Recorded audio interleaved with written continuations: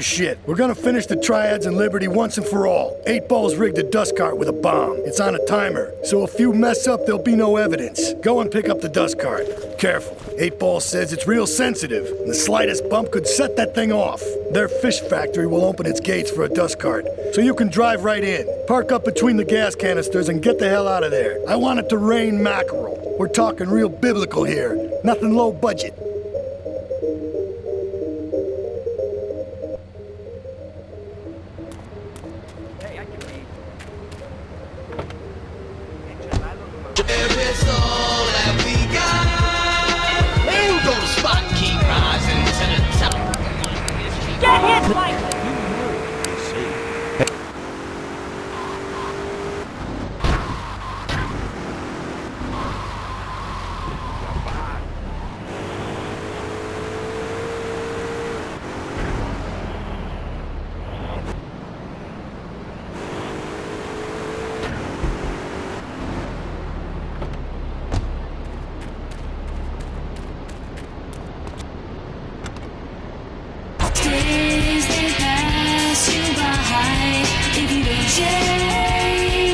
Hey, it is Head Radio.